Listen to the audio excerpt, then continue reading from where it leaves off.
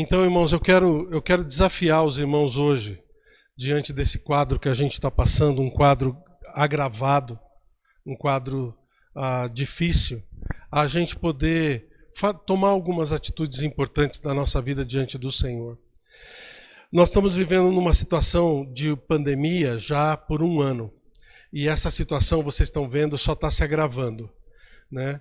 A gente tem orado, pedido a Deus para nos livrar, durante um ano já a gente tem orado, buscado o Senhor para Ele nos livrar desse vírus, nos livrar da pandemia. Algumas igrejas têm feito até jejuns e campanhas de oração. Mas você notou uma coisa? Já se passou um ano e Deus não tirou a pandemia da gente. Pelo contrário, Ele deixou até que essa pandemia se agravasse.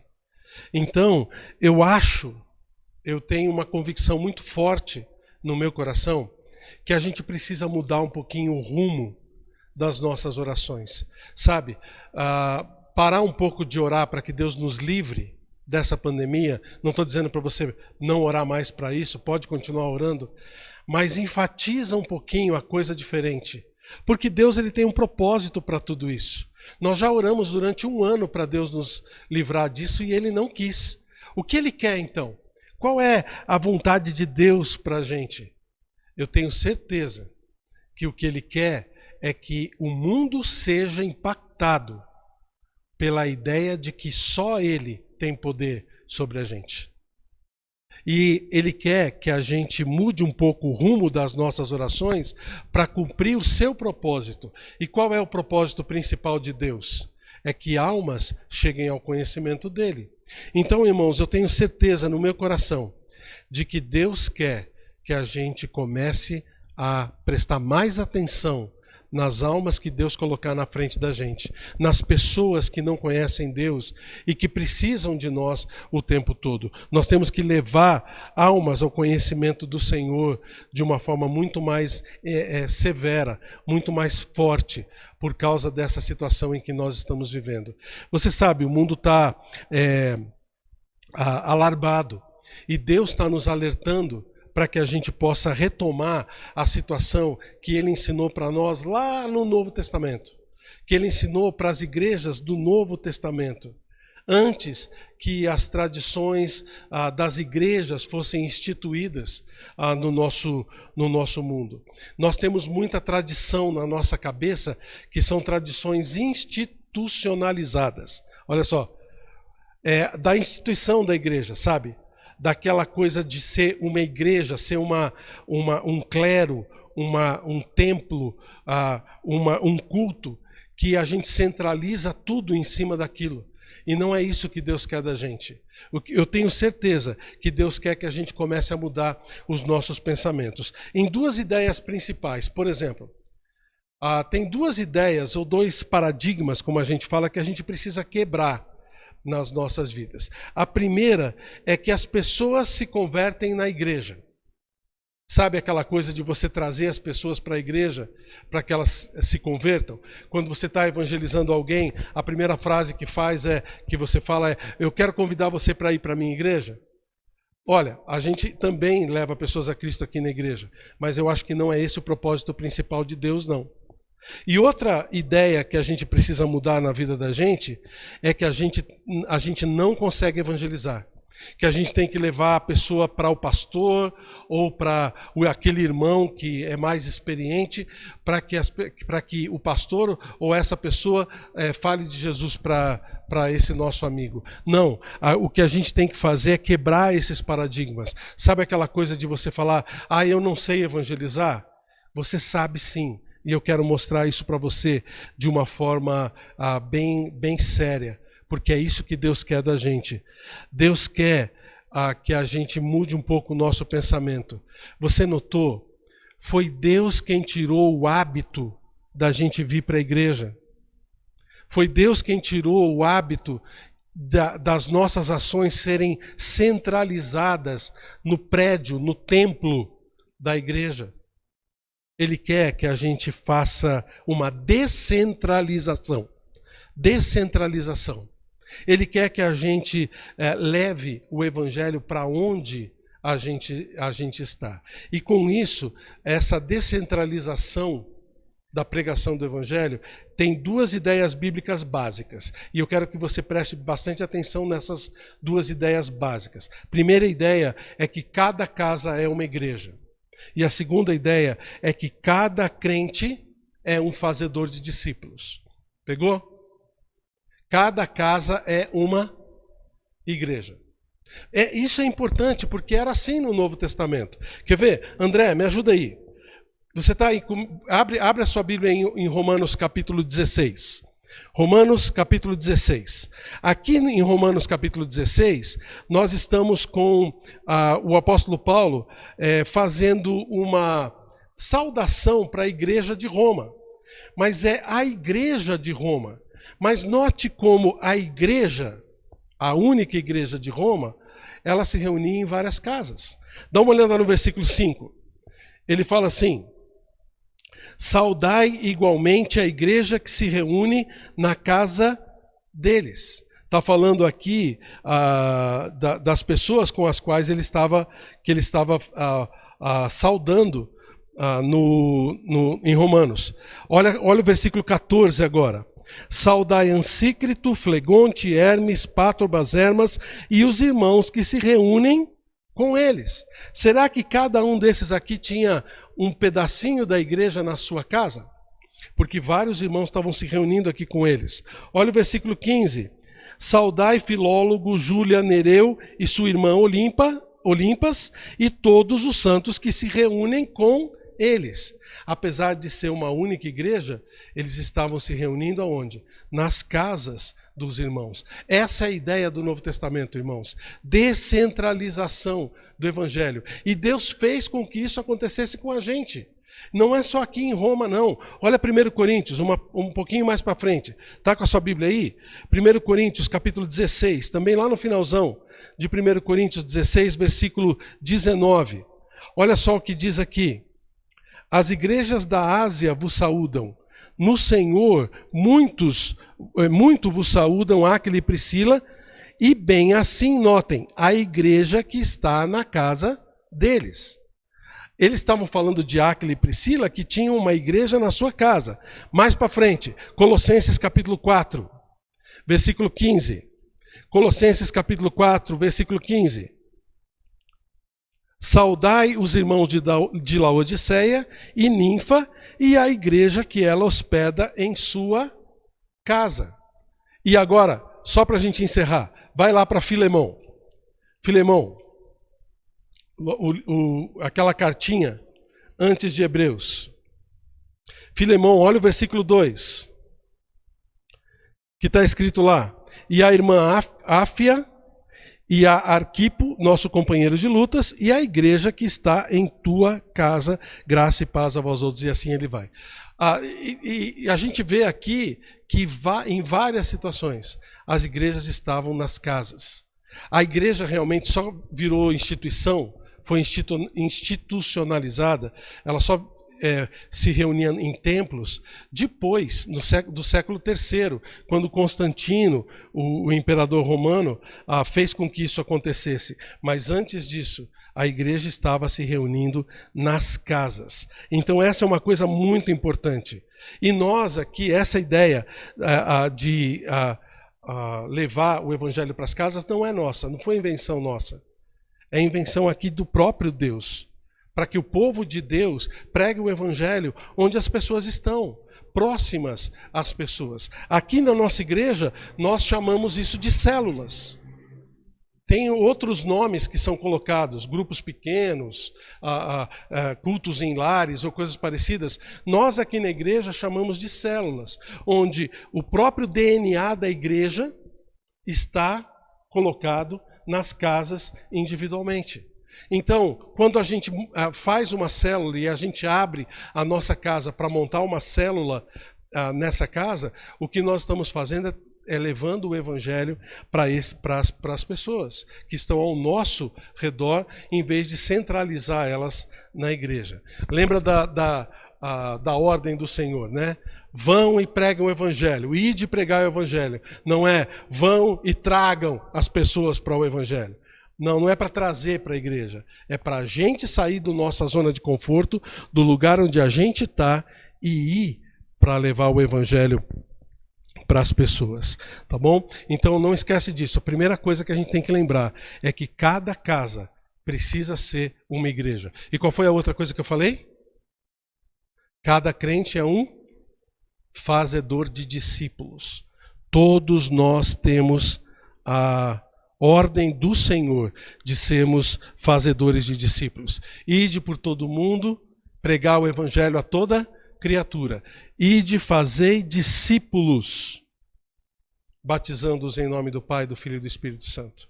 É nossa obrigação levar o evangelho para as pessoas. E o Senhor, o evangelho, o Novo Testamento, usa muitos nomes para isso. Ele fala de fazer discípulos, de ser pescador de homens, de ser luz no mundo. Preguem o evangelho, sejam minhas testemunhas. Tudo isso é ordem para a gente. O que é que Deus quer? É que nós nos disponhamos para sermos usados por Ele. Tá bom? E é essa palavra que a gente vai trazer para as pessoas, a palavra de salvação. Onde está essa palavra de salvação? Se você voltar lá para Romanos capítulo 10, no versículo 8, a gente vê essa afirmação de uma forma bem séria. Ele diz em Romanos 10, versículo 8, porém o que se diz? A palavra está perto de ti, na tua boca e no teu coração. Gente, a palavra do Senhor é a esperança que essas pessoas dentro da pandemia precisam. E nós temos essa palavra de esperança. Entendeu? Nós que conhecemos o Senhor temos a palavra de esperança para poder transmitir para essas pessoas. E é justamente isso que Deus quer.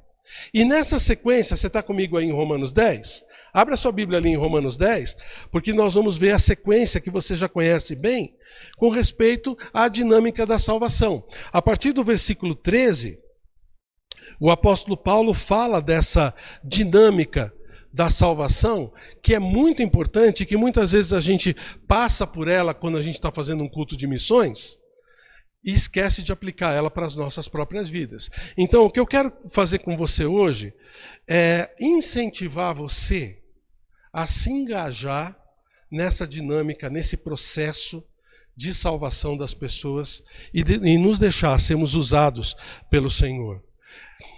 Nós fazemos, não esperar que os missionários façam isso, não esperar que outra pessoa faça isso. Vem lá comigo para Romanos capítulo 10, versículo 13.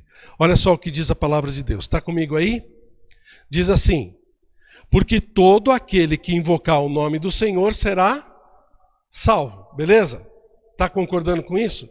Invocar o nome do Senhor, as pessoas vão ser salvas? Certo. Aí o apóstolo Paulo fala da dinâmica fazendo perguntas. Ele fala, como porém invocarão aquele em quem não creram? E como ouvirão se não há quem pregue? E como pregarão se não forem enviados? Como está escrito, quão formosos são os pés dos que anunciam coisas boas. Você vê aqui que o apóstolo Paulo ele fala de 5 ações que levam a pessoa para salvação. Inclusive ele fala isso num processo inverso. Ele começa com a salvação e vai até o enviar. Nós vamos tentar mudar um pouquinho esse processo, mudar no sentido de inverter ele um pouquinho, para que a gente possa entender ele melhor, tá bom? Note quais são as 5 ações. Veja aí comigo no versículo, a partir do versículo 14. Invocar, qual é a próxima? Crer. O próximo é ouvir. No versículo 15 já, pregue, pregar.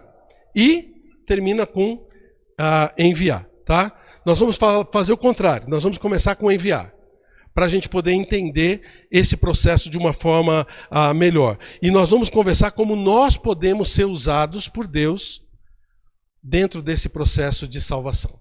Agora, a única coisa que eu preciso de você é que você esteja pronto para se engajar. Porque Deus quer isso da gente. Eu tô engajado nisso. Você tá? Esse é o desafio para a gente hoje. Da gente se engajar nesse processo de salvação e não esperar que outras pessoas façam, tá? Então vamos lá, vamos ver a primeira etapa. Lembra que nós vamos fazer um pouquinho invertido, vamos para o versículo 15, que diz ali, e como pregarão se não forem enviados. A primeira coisa que eu quero chamar a sua atenção aqui é para a atitude de enviar. É a primeira etapa, enviar. Essa palavra aqui, enviar, olha só que legal. No original, a palavra grega, que o Novo Testamento foi escrita em grego, a palavra é apostelo. Lembra de alguma coisa? De onde vem a nossa palavra o quê? Apóstolo, isso mesmo. Então, a palavra apóstolo vem desse verbo que é o verbo enviar, que é o verbo apostelo. Então, de quem que ele está falando? Lógico, pastor, está falando de apóstolos, está falando de pastores, missionários, né? Isso com certeza. Eu não. É aí que você se engana. Está falando de você sim. Essa ordem é para todos nós. Inclusive, se você olhar lá em João capítulo 20, quando o apóstolo Paulo fala para os apóstolos para eles pregarem o evangelho, ele usa justamente esse verbo. Assim como o Pai me enviou, eu envio vocês. É o mesmo verbo. Então, o que ele está dizendo aqui é que nós precisamos ser enviados. Pastor, eu vou para o campo missionário? Não. Não é isso. É pura e simplesmente pregar o evangelho aonde você estiver. É você querer fazer isso. É você assumir a pregação do evangelho como uma tarefa sua, não só do missionário que está lá na Índia, não só do missionário que está aqui em São Mateus do Sul, mas minha, onde é que Deus me colocar. Quer ver? Vai comigo para Atos, capítulo 11. Atos capítulo 11, começando ali no versículo 19. Aqui a gente vê uma situação difícil acontecendo também com a igreja. Não era pandemia, mas era uma perseguição. Você já sofreu perseguição por causa do evangelho? Duvido. Eu não lembro de ter sofrido uma perseguição por causa do evangelho. Mas os irmãos aqui em Jerusalém, eles foram perseguidos. E olha a atitude deles. Começa comigo ali no versículo 19 de Atos capítulo 11.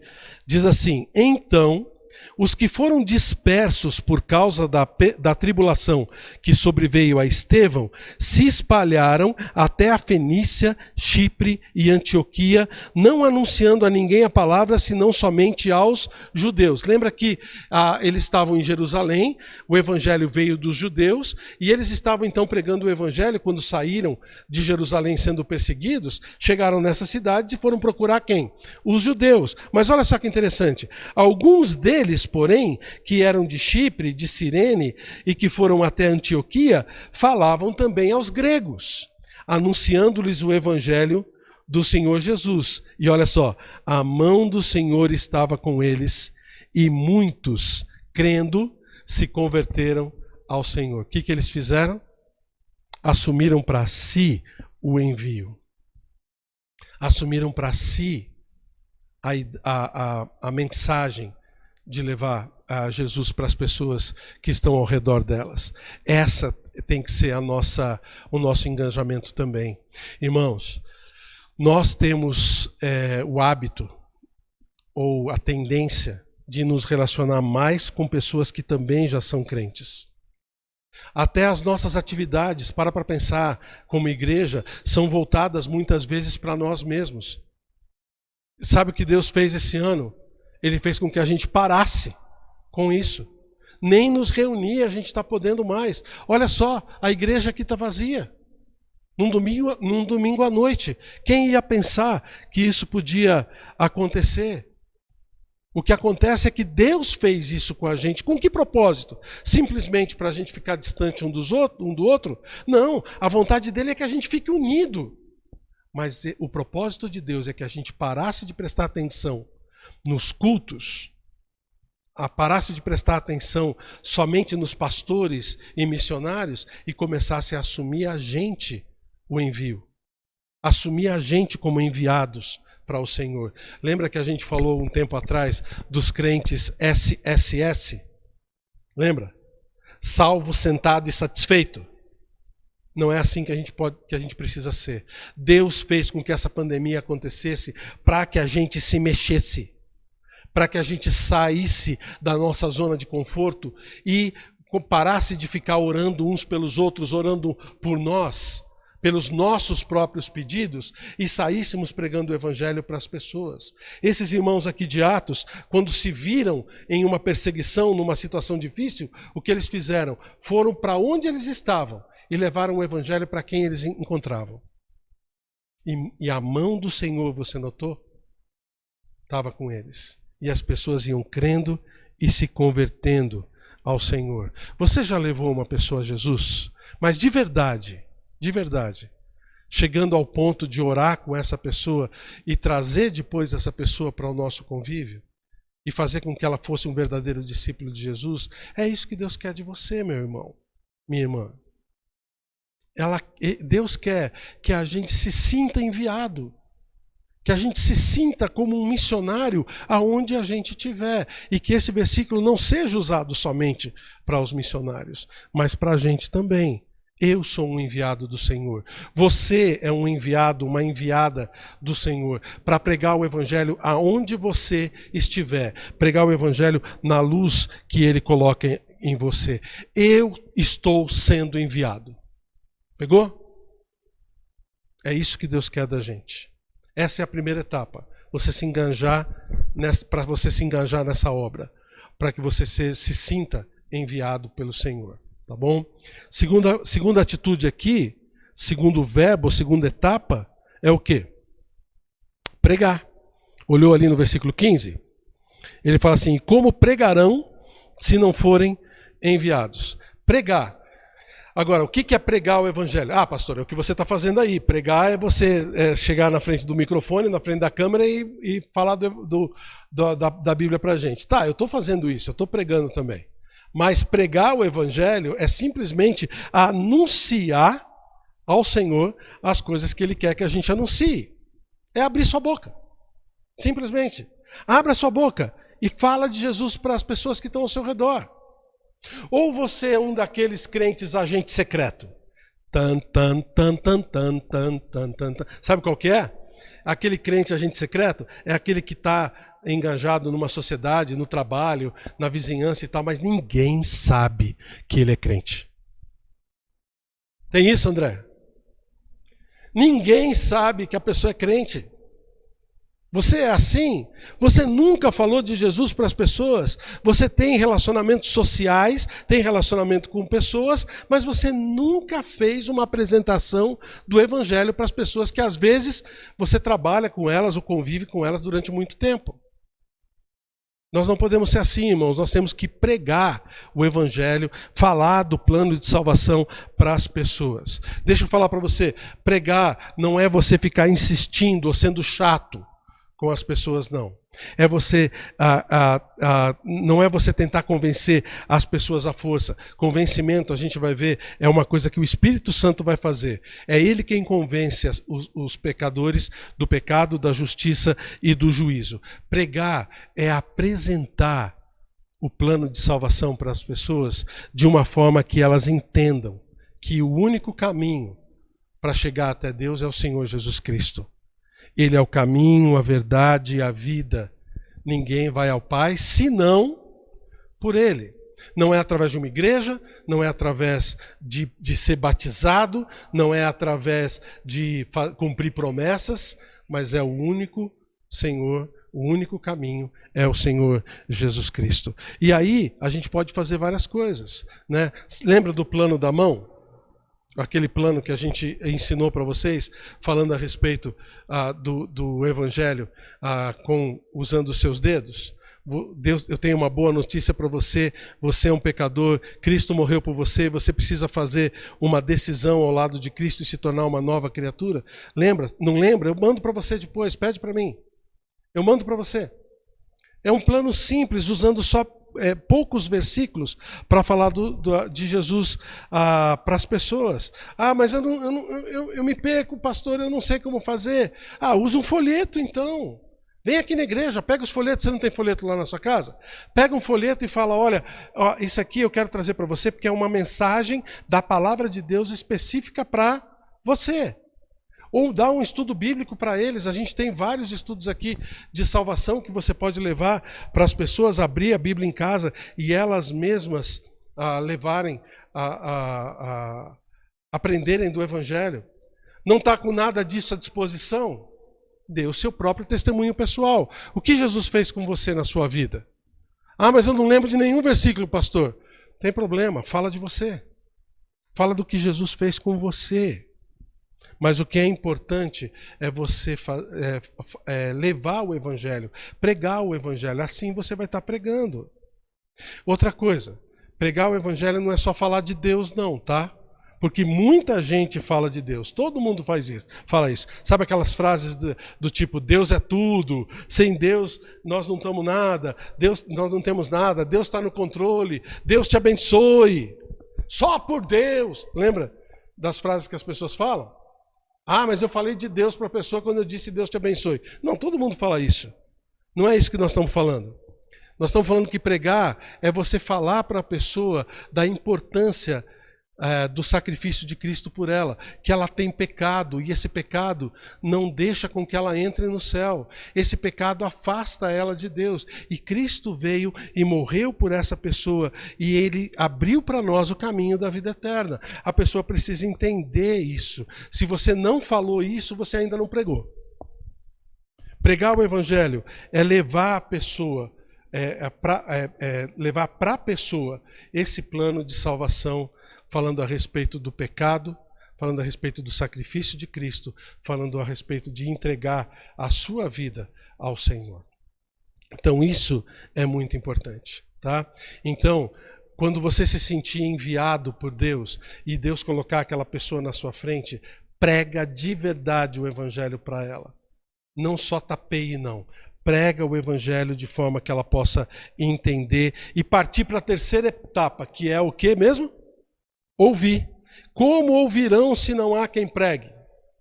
As pessoas vão ouvir do Evangelho, mas aqui não é só ouvir não, tá? O que ele está querendo dizer aqui é ouvir e entender, tá? A pessoa muitas vezes ouve alguma coisa, mas não está nem aí. Aqui ele está falando de ouvir com atenção. Não considere uma pessoa evangelizada se ela não ouviu você com atenção, tá? Tem uma outra chance, fala isso de novo, tá bom? Por quê? Lembra de Romanos 10 e 17? Você está aí comigo. Olha o versículo 17 um pouquinho aí mais para frente. E assim a fé vem pela pregação e a pregação da palavra de Cristo. Essa palavra pregação aqui é ouvir. É ouvir. É ouvir uma mensagem. Até outras traduções usam a palavra ouvir mesmo, nesse versículo 17. Então, não considere uma pessoa evangelizada. Eu já falei de Jesus para ela, se ela não prestou atenção no que você está falando. E você consegue ver quando a pessoa está prestando atenção ou não está prestando atenção naquilo que você falou. Tá bom? Não vem com essa história de, eu já entreguei um folheto para ela, agora é problema dela, ela que se vire. Não. Entregou o folheto? Falou para ela assistir uma mensagem no YouTube, mandou uma mensagem para ela ler pelo celular, pelo WhatsApp, coisas dessa natureza. Depois você vai lá e pergunta para ela o que ela achou da mensagem. Pergunta para ela o que ela achou do folheto que você entregou para ela. Pergunta para ela, para que ela possa interagir com você. E aí você percebe se ela realmente ouviu, se ela leu, ou se ela realmente está interessada naquilo. Ouvir é muito importante, tá bom? A gente precisa fazer com que as pessoas entendam o Evangelho do Senhor. E nós precisamos parar de esperar que as pessoas cheguem para a gente e perguntem do Evangelho para a gente. A gente precisa se mexer e ir atrás dessas pessoas.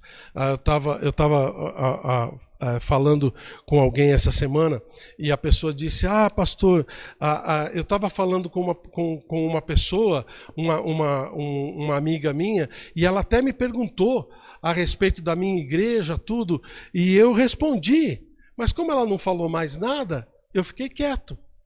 Mas, gente, se a pessoa pergunta para você da sua igreja, se a pessoa pergunta para você de Deus, fala em nome de Deus, olha só a chave que Deus está te dando, que o Espírito está te dando, para você entrar dentro da cabeça dessa pessoa. Chega para ela e fala, mas peraí, você sabia que eu sou da igreja batista, mas igreja não leva ninguém para o céu. Você sabia disso? E aí começa a falar do plano de salvação para a pessoa. O único caminho para Deus é o Senhor Jesus Cristo. Ah, mas eu creio em Deus. Não, legal que você crê em Deus, mas até os demônios creem em Deus. Todo mundo crê em Deus. Quantos aqui não creem em Deus? Mas sabe, não é o fato de você crer em Deus que vai levar você para o céu.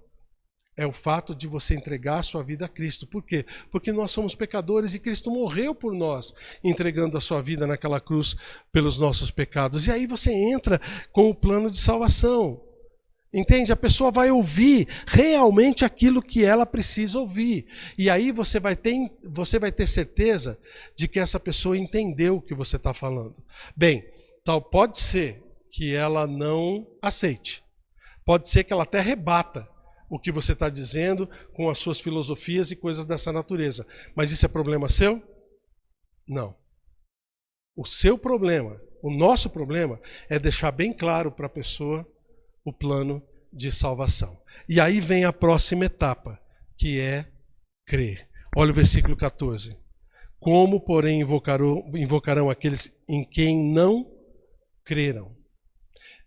Bem, é aí que a gente começa a descansar. Uma vez que a gente já levou o evangelho, a gente já se sentiu enviado, a gente já falou com a pessoa, pregou o evangelho para ela, a gente já fez com que ela ouvisse e entendesse aquilo que a palavra de Deus ensina. O resto agora é com o Espírito Santo. Agora a gente coloca essa pessoa nas mãos do Senhor. Por quê? Para que essa pessoa seja salva, ela precisa acreditar no que a palavra de Deus está dizendo para ela, por você. Lembra, não adianta a gente querer forçar. Às vezes a gente tem algum parente, algum amigo próximo, que a gente fica ali forçando, querendo que ele aceite Jesus, e a gente vai lá, insiste. Gente, nós estamos fazendo o trabalho do Espírito Santo, não é esse o nosso trabalho. O nosso trabalho é entender, é fazer com que essa pessoa entenda o plano de salvação. Agora, crer, a gente não pode crer por ela.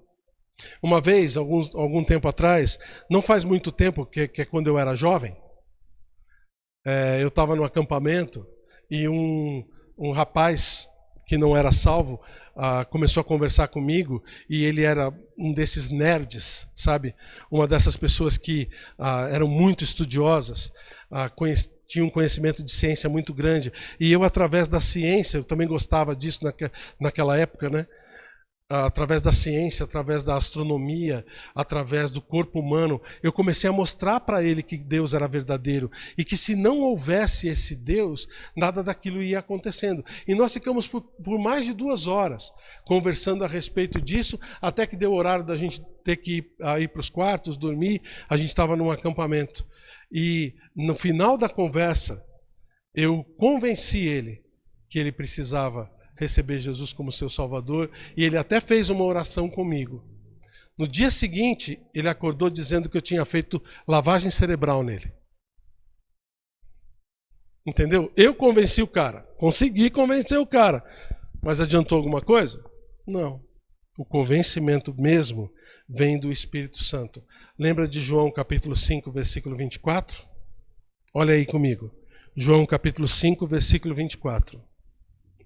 Quem ouve a minha palavra e crê naquele que me enviou, tem a vida eterna. Não entra em juízo, mas passou da morte para vida. Agora vai um pouquinho mais para trás aí em João 3, versículo 36. João capítulo 3, versículo 36. Quem crê no Filho tem a vida eterna. Já quem rejeita o Filho não verá a vida, mas a ira de Deus permanece sobre ele. Está entendendo? Então a pessoa precisa crer, depois que a gente já fez com que ela entendesse bem o plano de salvação. Mas isso não é função nossa, é função do Espírito Santo. Se a pessoa não quer crer, vamos colocar ela nas mãos de Deus, vamos orar por ela, vamos fazer com que o Espírito Santo incomode essa pessoa. E havendo uma outra oportunidade, a gente leva o evangelho de novo. E aí vem a quinta etapa, que é a etapa na qual o apóstolo Paulo começa. Versículo 13, porque todo aquele que invocar o nome do Senhor será salvo. Invocar é convidar Jesus para entrar no seu coração e perdoar os seus pecados. Invocar o Senhor é uma atitude individual, é uma atitude de cada um. É aquele pedido ao Senhor para que Ele possa vir e o salvar. Essa é uma coisa que cada um tem que fazer individualmente. Nós não podemos fazer isso pelas pessoas. A gente pode orar por essa pessoa, a gente pode até orar com ela, se ela realmente desejar invocar o nome do Senhor. Se ela quiser com que o Senhor entre na sua vida, você pode perfeitamente orar com ela, mostrando como se faz, falando para ela, olha, ora comigo aí, mas ora de coração. Senhor, entra no meu coração, perdoa os meus pecados, purifica a minha vida e me lava para que eu seja uma nova criatura no Senhor. Você pode fazer essa oração com ela, fazendo com que essa pessoa repita a sua oração, mas não pode deixar com que ela não invoque o nome do Senhor. Não deixe de falar que ela precisa invocar o nome do Senhor para ser salva. Às vezes eu chego para a pessoa e pergunto, você quer fazer essa oração agora? Você entendeu? Entendi, pastor. Você quer fazer essa oração? Agora eu não estou à vontade para fazer. Tá bom, então quando você chegar em casa agora, vai lá para o seu quarto, fecha a porta, ajoelha no pé da cama e ora para Deus e Deus vai te ouvir. Peça para Ele entrar no seu coração, perdoar os seus pecados e sarar a sua alma. E você vai receber a salvação do Senhor. E depois eu pergunto se ela realmente fez isso, viu? Entregando a sua vida ao Senhor. E aí o que acontece? Depois dessas 5 etapas sendo feitas, o nosso trabalho está pronto. E a gente então entrega isso para o Espírito Santo do Senhor. Tá bom? Então, irmãos, eu acho que é isso que Deus quer da gente. É isso o que o Senhor quer de nós. Ele quer que a gente se engaje nisso. Voltando lá para o versículo 14. Como, porém, invocarão aquele em quem não creram? E como crerão naquele de quem nada ouviram? E como ouvirão se não há quem pregue? E como pregarão se não forem enviados? Como está escrito, quão formosos são os pés dos que anunciam coisas boas. Dá uma olhada no seu pé aí. Como é que está o seu pé? Está bonito? Estou falando isso aos olhos do Senhor, né? Os seus pés são pés de quem assumiu para si a ideia de levar o evangelho para as pessoas, porque é isso que Deus quer de nós durante esse período de pandemia. Lembra de novo do versículo 8, está em Romanos 10 com a gente, né? A palavra está perto de ti, na tua boca e no teu coração. Gente, nós temos as palavras da vida eterna. Nós temos as palavras de esperança que as pessoas tanto precisam ouvir. Nós temos as palavras que tiram delas a dor do sofrimento físico, que tiram delas a dor do sofrimento emocional dessa pandemia, das incertezas, dos medos, e colocamos nelas esperança e damos para ela algo no que se agarrar, porque tudo que ela se agarrar nesse mundo vai afundar junto com ela. Nós temos a chave para dar esperança para as pessoas, e essa chave tem um nome. O nome é Jesus. O nome é o Senhor Jesus Cristo. E Ele quer que nós sejamos fontes dessa esperança para as pessoas.